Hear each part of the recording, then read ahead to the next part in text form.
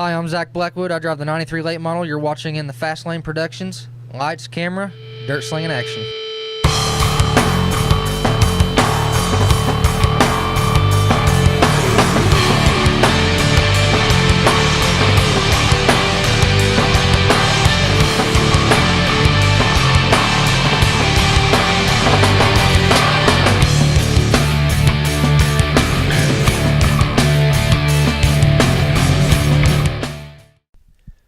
Tonight we're here with Zak Blackwood, driver of the number 93 late model. Zak, thanks for having us.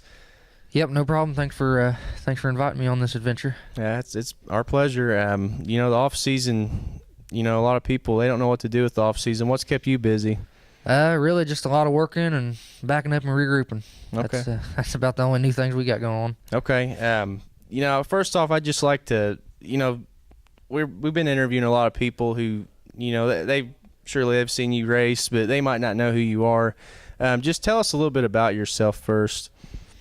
Well, to sum it up, I guess, I don't know, we're not very big, money spenders. Mm-hmm. So we're kind of an underdog type people. Right. We keep to ourselves.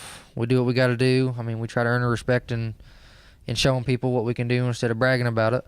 So we, more or less, and it's pretty much what you see. That's about it. Yeah, that's cool.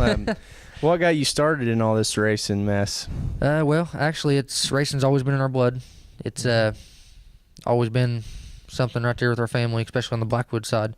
Grandpa used to run the old school late models back when they first started out, and then Dad, he had a bomber, and Right. he raced go-karts, and eventually, when I was about 9 years old, he got me into some go-karts, and he kind of got me hooked from there. Didn't really know much about it. I was still learning, but yeah, it's been a climbing adventure, and it's definitely something I do not regret. Yeah, that's cool. You've been in the late models here a couple years now. You got started racing in the crates. Then you had the super as well. Just tell us a little bit about, what's, other than horsepower, what's the main difference between racing a crate and a super? Well, I mean, when you're in the cars, you really don't think about a lot of stuff besides you're focusing on the guys in front of you or who's going where, the strategy on what you want to do. But definitely just the driving ability. When you get in the super late, you can drive in so much deeper in the corner, and you got so much pull off the corner, and you can carry your momentum so much quicker. It's all around. It's like, I don't know, you get in a crate car, it's kind of like teasing you, and then you get in a super, it's Right. a whole different ball game, but it's definitely a lot of fun. Okay. And, a lot of people, they might or might not know, you were actually the youngest driver to get in the Jackson 100 in the crate car. What was that like, at the time? Oh, it was definitely, it was a good experience. I was so excited. I guess until then I didn't know how much that stuff, really meant, but I don't know, put it this way, when you get in something like that, it makes you want to go that much farther in the next round. All right. And it's definitely something that's eats you on the inside until you get there, but it's I don't know. Yeah. I don't want to quit. Yeah. And I know, we talked a little bit off camera. You were battling back and forth between school and racing. You guys, when it came time to go race in Kentucky or something, they had to wait on you to get home from school. What was it like, juggling the two?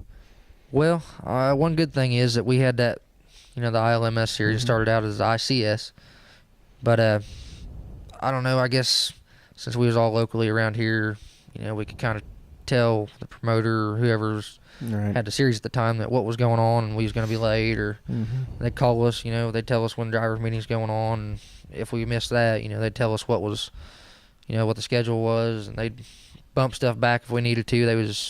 They work with us instead of against us, put it that way. But I don't know. It was definitely hard. I tried not to miss school, but it happens. You can't. Yeah. Racing comes first, right?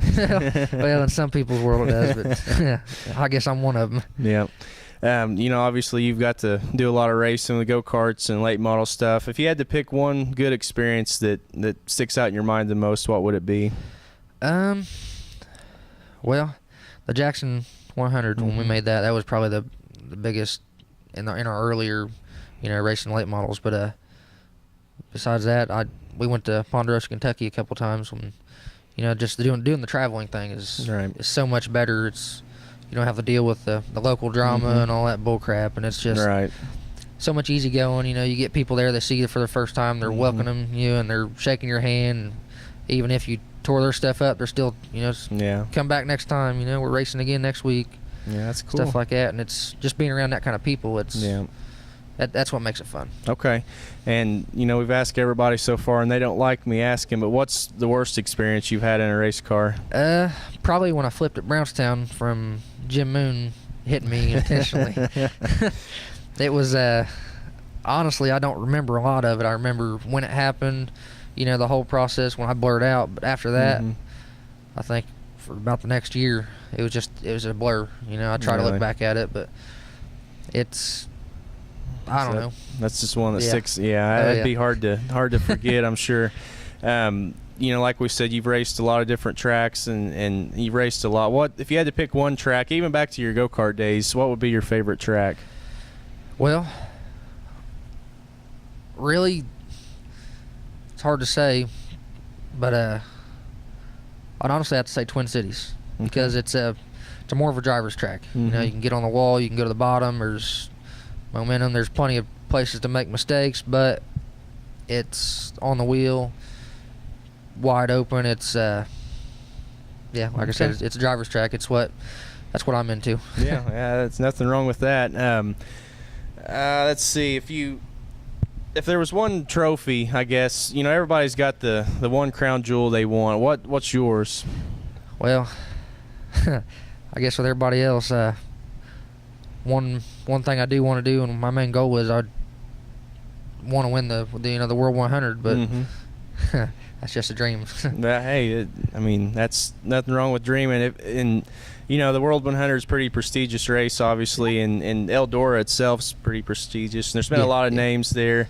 If you had to, pick somebody you looked up to in racing, who would it be? Well, I don't know. I've had a lot of role models, on my path, and since I was younger, Jason Setzer was, mainly the guy I, looked up to. He's good riding with us when I was little. Him and my dad went to school together, one of them deals. But he was kept to himself. He, to me, he seemed like he had it all going on. But it was, I don't know. I kind of put myself in his shoes and tried to circle myself around stuff like that. Okay, and we've been talking to everybody about getting families and kids back involved in racing, and I guess the best way to ask it is, if you were a track promoter for one night, what's something that you would do that would help get kids and families back involved? Well, I don't know. If I was a track promoter, because I'm more into the hands-on type of stuff instead of showing people what this and that is. But I think a two-seater, give not necessarily kids, but make it to where it's something that they can get in and get the edge, so they'll pay attention and know what's really going on. And which also I think putting stuff in the newspapers and advertisement that helps a lot. Yeah, that's something they used to do, and people be sitting at work and they had nothing to do, and they'd hear something on the radio and let's do this weekend. So it's just one of the things that works out. Yeah, I agree. And 2013 season will be here before we know it. What's some of your plans this year? Well, I don't know. Since we've not really been racing that much the last year and a half. We're gonna try to travel a little bit more, hit some bigger shows, get our name out there a little farther. We're kind of on a tight budget, so we're doing the best we can, and sponsors definitely help. And I don't know, we lost quite a few this year, but I don't know. It's just we'll see what happens. Just that's all you can do. Sometimes I think that's good to just not really have a really dead set plan. Just go out and race. That's that's what makes it fun. And definitely all this racing takes a lot of help and a good crew. Who have you got that helps you out each week? Well, good help's hard to come by. Yeah. I don't know. I'll have a friend come with me on the weekends, and it just depends. It varies. Everybody's got their own life to live, but I don't know. Usually it's just me and Dad. Dad does set up. I do all the maintenance. He's usually working. I'll get home. I'll hook truck trailers up. Get stuff ready to go earlier in the week, and I don't know. It's like having another job on top of a job, but it's well worth it. Yep. Okay. The crew and stuff, that's important, but sponsors I think are pretty important too. Who'd you like to thank this year? Definitely, I like to thank our Blackwood Lawn and Lawn Care. They've got me where I was. My mom and dad, they've always been full supporters of me. Indoles Tech, Rick Robinson, he's helped us out quite a bit. If it wasn't for him, we was in some tight pinches here in the last year, and he really helped us out quite a bit. Carpet Mania, K&L Machining, Weller Roofing, J&A Auto Electric from Seymour. They're good people to be around. Lucas Oil, we got Lucas Oil again this year, which is a big plus. They help us out a ton. Kevin Ford, he actually is the owner of this car we got behind us. Okay. He helped us out quite a bit. Sign One, they're I don't know, it's one of them things. Every little bit helps, but right. Yeah, Sign One, Dirt Be Gone, D&B Embroidery, CNR Radiators, Mayhem Leasing, and we got Travis Kearns, which is he takes care of our crate car, and then we got our Clements. It's in our Super Late, which is we're new to him and all that good stuff, but it's I don't know, just another stepping stone. Yep. Okay. Well, Zach, again, thanks for having us, and wish you the best of luck, and hopefully we get to see you in Victory Lane. Yeah. Well, thank you. Thank you.